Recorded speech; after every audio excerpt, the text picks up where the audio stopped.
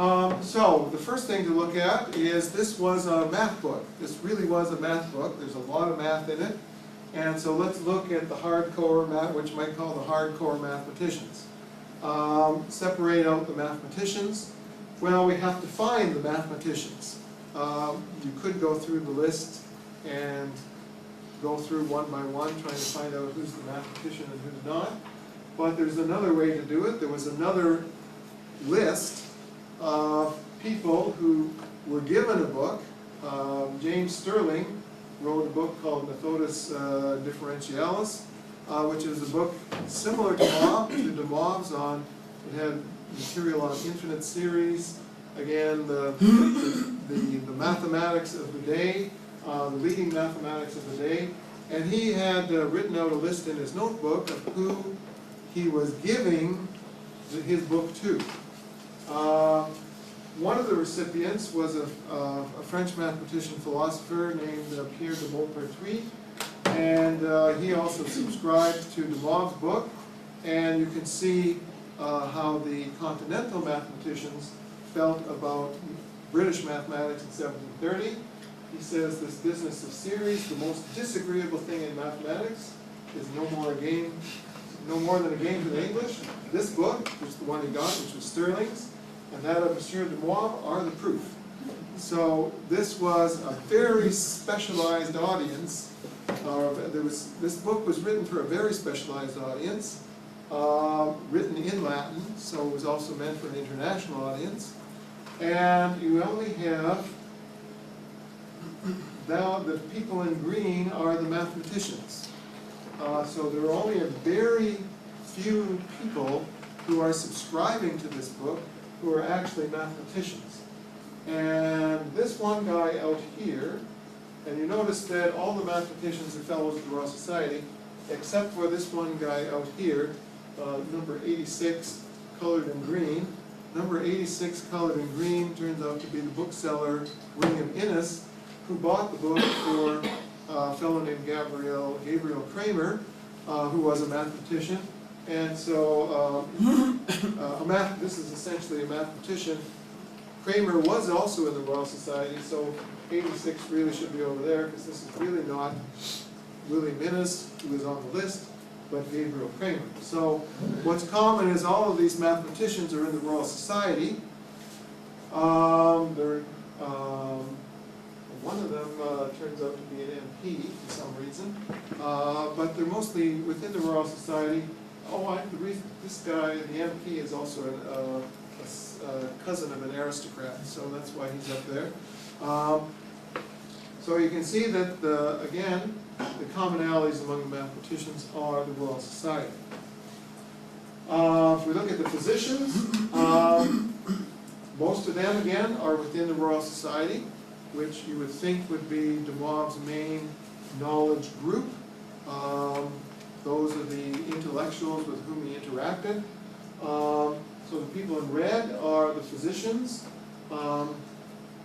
There are some interesting connections. There are connections within connections. The question is, why does a medical doctor subscribe to this book? Why is a doctor buying this book? And the reason comes from looking at who these people are. David Gregory was a mathematician from the University of Edinburgh, went to Oxford. Archibald Pitcairn was a doctor who was at the University of Edinburgh, left Edinburgh and went to Leiden. Both he and Gregory were Tories in their political views. The key date is the Revolution of 1688. Pitcairn is a Jacobite, is under suspicion, essentially leaves town when things get too hot for him, and winds up in Leiden, teaching medicine there. These are all of Pitcairn's students, or Gregory's students. Gregory left, one of the reasons he left Edinburgh was, again, his connection with Pitcairn, thought to be maybe have Jacobite sympathies. And so these are all of, again, all of either Gregory or Pitcairn students. Gregory and Pitcairn were friends, very close associates. And what these people are all interested in, at least this group, is with Newton's mathematics, with Newton's discoveries, there are thoughts in the medical community that perhaps mathematics could be applied to medicine. And all of these people are in that group. They're all looking to apply mathematics to medicine. And so here is a new mathematics book, and they're supporting it. There are connections with a few other people across this group. This group here is mainly Scottish. Again, Tory and Arbuthnot, for example, makes big in the reign of Queen Anne, becoming the physician in ordinary to Queen Anne. On the other side, there are people here also interested in mathematics. James Duran and James Wilson were both interested in smallpox.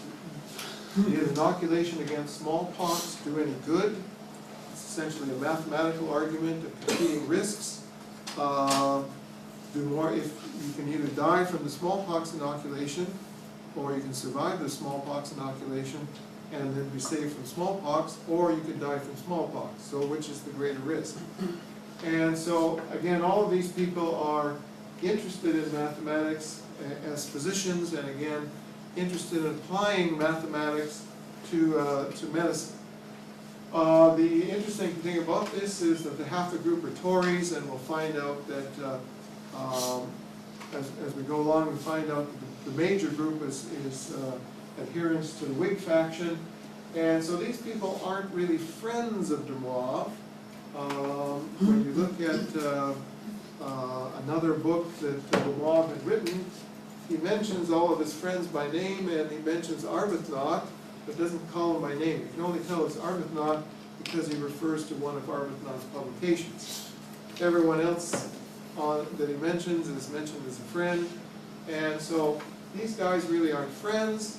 They're just interested scientists of some kind.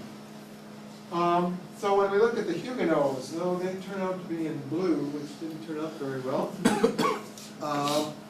There are a few Huguenots within the main groupings, MPs, a few in the Royal Society, but there are 4 or 5 or so outside of the main groupings. And so when we look at the Huguenots, who are they? In the mainstream, interesting people are Francis Fouquier. His father was Newton's assistant at the Mint, and ran Newton's finances.